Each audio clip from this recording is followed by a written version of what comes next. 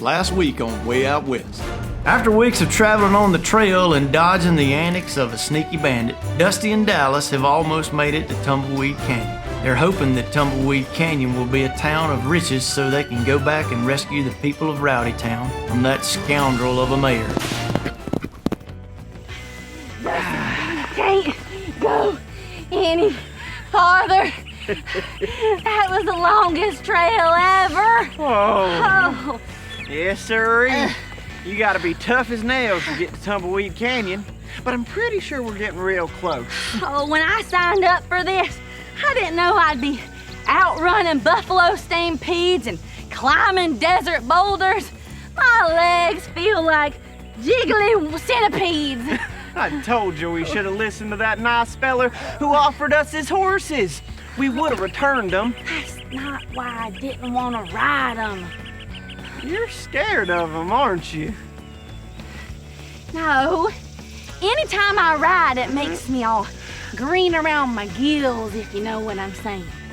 Let's just say my beans and biscuits come back up real fast. You really ain't meant for this cowboy lifestyle, are you? Well, it don't come natural, I guess. But I know all this is gonna be worth it when we finally make it to Tumbleweed Canyon. We gotta be getting close, right? Well, according to this map, means we should be right about here, which means Dallas! There it is! Woo! Dusty, we did it! Yeah! Oh. Ooh. Yeah, you're about to make my beans and biscuits come right up. Sorry. I guess I got a little carried away.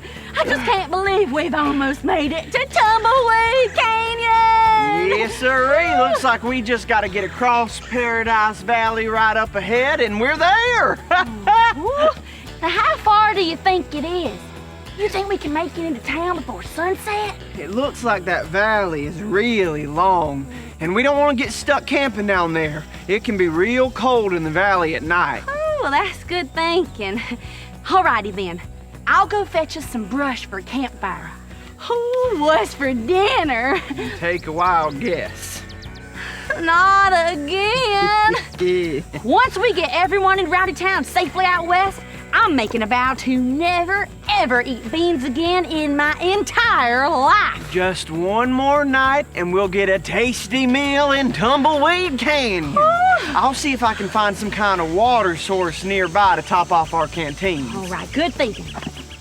I'll see you in a jiffy. See you in a little bit.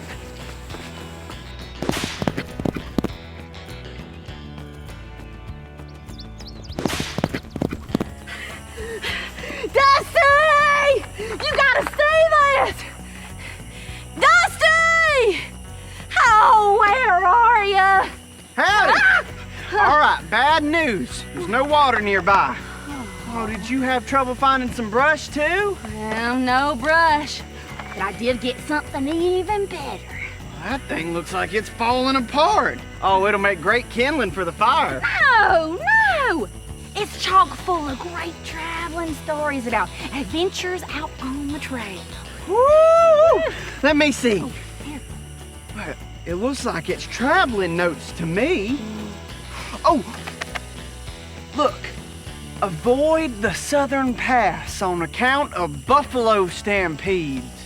Oh, well, I guess that's been a problem for a while now, huh? No kidding. We know all about a buffalo stampede. Oh, look! Here's something about Paradise Valley! Oh, what's it say? It's known for the deadliest scorpions this side of the Rio Grande. Are you serious? Well, that sure doesn't sound like paradise to me. What else does it say? Nothing. Nothing at all. That's it. You just gotta watch for the scorpions. Dusty. All right. It also says something about dynamite traps hidden in the valley. What? No way! Oh, there ain't a chance in the world I'm stepping foot in a valley full of dynamite traps. But we have to. It's the only way to get to Tumbleweed Canyon. Oh, I can't believe this. I came all this way through the desert terrain, ate about 1,000,000 beans, got captured by that wily bandit in Silver City, and now I am this close to Tumbleweed Canyon, and I can't go in. Why is my life always so bad? We can't go back now. Oh, let's face it. We'd have been better off staying in Rowdy Town and working on the railroad all the livelong day.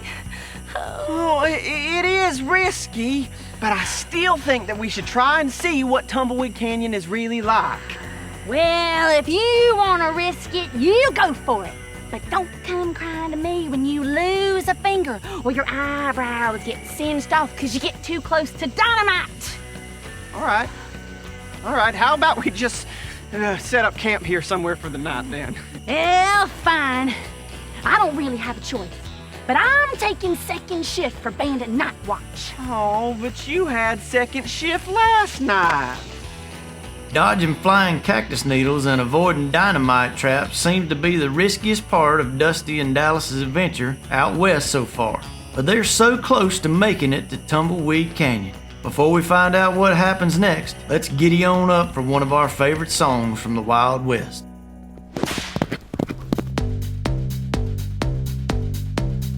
Hey there, how do you do? We're headed out west, but we're waiting on you. Kick up your boots and join the fun. Just follow along, watch how it's done. We're headed out west, and we're all in this together.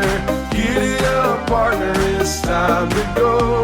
We're headed out west like birds of a feather. Come on, get up, it's time to go.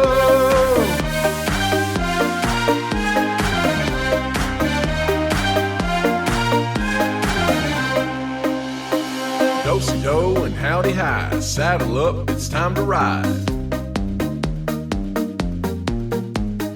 Get on your feet, lickety-split, stomp your boots and just don't quit. We're headed out west and we're all in this together. Giddy up, partner, it's time to go. We're headed out west like birds of a feather. Come on, get up, it's time to go.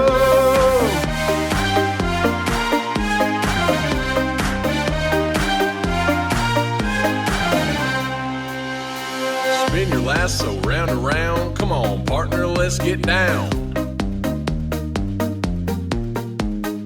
Nowhere else we'd rather be. Come on and holler, repeat after me. Yee-haw! Yee-haw! Yee-haw! Yee-haw! Yee-haw! Yee-haw! Yee-haw! Yee-haw! We're headed out west and we're all in this together. Giddy up, partner, it's time to go. We're headed out west like birds of a feather. Come on, get up, it's time to go. We're headed out west and we're all in this together. Giddy up, partner, it's time to go. We're headed out west like birds of a feather. Come on, get up, it's time to go. Come on, get up, it's time to go.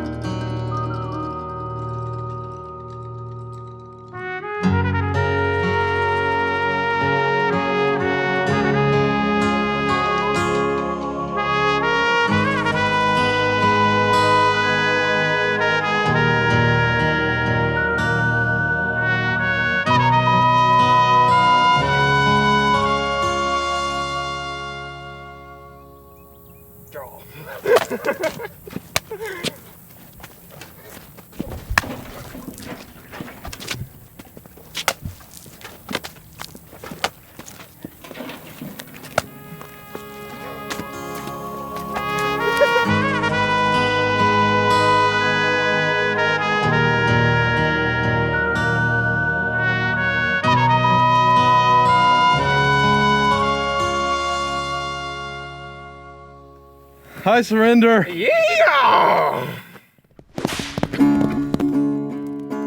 And I've been working on the railroad all the livelong day. You know something? Even when I'm feeling like things are rotten to the core and I feel like I'm ready to quit, God always has a plan, and it's good. There's a story I'd like to tell you, and here's how it goes. God's people, the Israelites, had a really hard time believing and trusting that God wanted to make their life good. And wouldn't you know it, they let fear get in the way of all the good things that God had for them. You see, there was this land way out yonder that God promised to give them. The Israelites had never been there before, so they didn't rightly know what to expect. Figuring they should sneak a peek, Moses sent Joshua, Caleb, and 10 other fellows to go in and take a look. Well, once the men got to the promised land, they could not believe their eyes. By golly, this place was the best thing they had ever seen. They saw that there were big old grapes, so large that it took 2 of them to carry just one branch. And the land, whoo-wee, it was so perfect that they said that it was even flowing with milk and honey. They loved all that they were seeing, but there was just one tiny problem. Well, I guess you'd say it was a big problem. There were some mighty tall and powerful people living in there.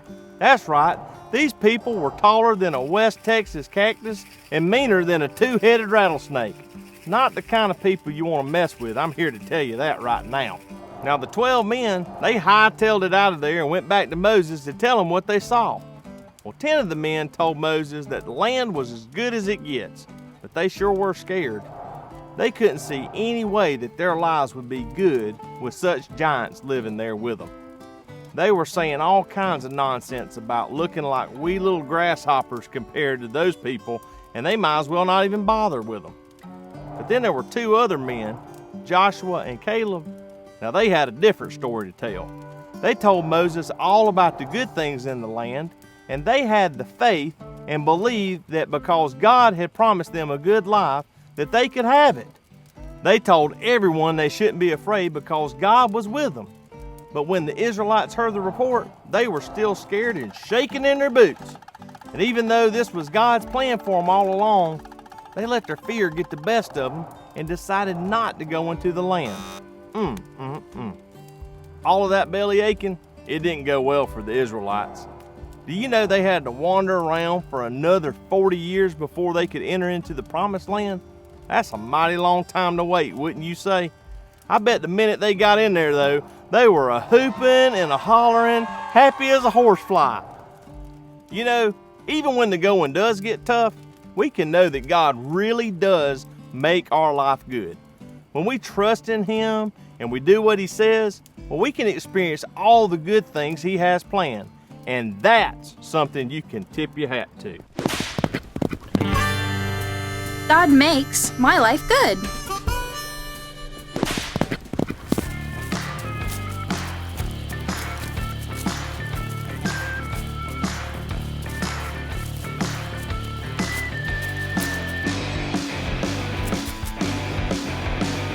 Red versus blue. 2 scorpions will try to be the first to make it outside of the circle. Let's hear some hootin' and hollerin' as you cheer for your favorite scorpion.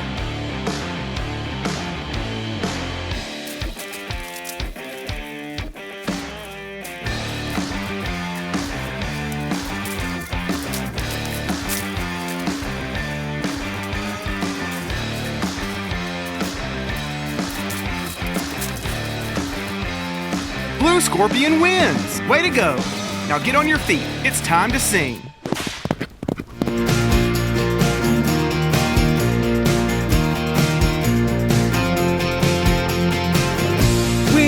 We know in all things God works for the good of those who love Him. We know in all things God works for the good of those who love Him. When I'm having a bad day, things aren't going my way, I know that God is with me. He's still there, He never leaves. We know in all things God works works for the good of those who love Him. We know in all things God works for the good of those who love Him. I know that I can love you because you show me the way. Nothing can separate me from your love. You are for us. We know in all things God works for the good of those who love Him. We know in all things God works for the good of those who love Him. You work for our good. You work for our good. You work for our good because you love us. You love us. We know in all things God works for the good of those who love Him. We know in all things God works for the good of those who love Him. We know in all things God works for the good of those who love Him. We know in all things God works for the good of those who love Him. Doggy. All right, now that we've got a good night's sleep, we're ready to take on all that Paradise Valley can throw at us. Right, Dallas? Woo! I think so. I know it's dangerous out there, but you were born to save the folks of Rowdy Town, and we are so close. Well, after you told me the story from the Bible while we were sitting around the campfire last night, it really had me thinking that if Joshua and Caleb trusted God and weren't afraid of what they saw in the land, then we don't have to be afraid either. Yes, sirree. Even though a lot of other people and leaders were afraid, Joshua and Caleb knew that they could trust God to take care of them. God had plans to make their lives good, and because they obeyed Him, they were able to live life in the great land that God had promised. Oh, exactly. So we need to believe God has good plans for our lives too. And if we just trust and obey Him by crossing the valley, then it will lead to great things for us. So does that mean you're ready? Ooh, it's now or never. Tumbleweed Canyon, here we come! Whoa! Oh, an armadillo or a lizard or something must have set off them dynamite traps. Oh, okay. Well, just keep your eye on the prize. This is not going to be easy.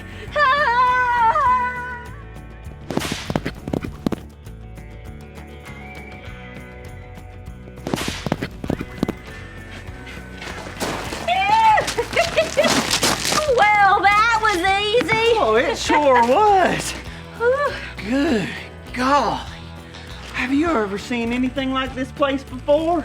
Oh, it's even better than I thought it would be. You know, I'm real proud of you for trusting that God had better plans for us than going back to Rowdy Town with no hope for all the people there. Well, I kinda am too, and we didn't even trigger one of them dynamite traps. Or have a run-in with one of those scorpions. Ooh. Now, what do you say we do some exploring? We gotta find out all that Tumbleweed Canyon has to offer. We can go back to Rowdy Town and bring everyone with us. That is a good idea. I think we should start over there. That looks like a music hall. I ain't never seen one of those before. Come on. I'm right behind you, Justin. Dusty! Look at this. It looks like someone left behind their gold necklace. Somebody around here must have lost it. I bet they ain't too concerned with all that gold around these parts, though. They can just get another one. Oh. Be rowdy. What do you mean, be rowdy? That's the last thing we need to do is make a scene of some sort. No, I'm not saying we need to be rowdy. It's engraved on this pendant. The letter B and the word rowdy. Like someone's name or something. You know what? I think I know who that belongs to. Just open up this newspaper real quick. I knew it! Here's that picture of that bandit in jail, and look what he's wearing. That's the same pendant, isn't it? Woo! Rowdy. Is he related to Mayor Rowdy?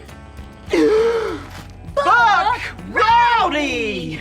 Oh, he must be here in Tumbleweed Canyon somewhere. Well, I can tell you one thing. There is no way I'm letting that rotten Buck Rowdy stop us from saving the rest of Rowdy Town. Come on, we're putting an end to these shenanigans once and for all. I'm coming.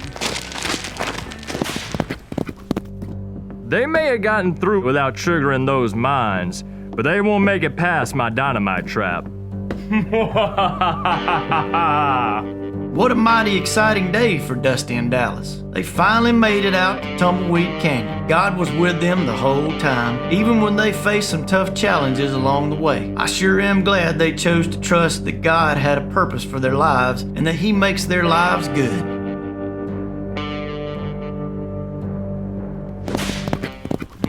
God makes my life good. For today's Rootin' Tootin' Review, we'll pan for gold to see if we can remember something we learned today. After hearing today's question, we'll start panning. When you see gold letters, call them out. See if you can guess the answer before they all unscramble. In today's Bible story, who chose to obey God and trust that He had good things for them?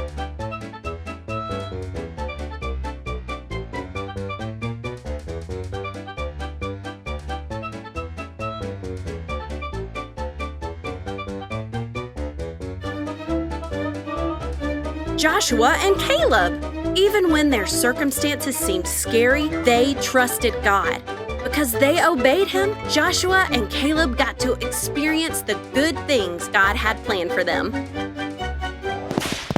Seeing all the shenanigans happening out in the Wild West was a lot of fun today. Before y'all mosey on back to where you came from, let's bow our heads, close our eyes, and pray together. Hey God, thank you for working everything out to make our lives good. Even when we go through hard things, help us to see all the good that you're doing. We love you. Amen.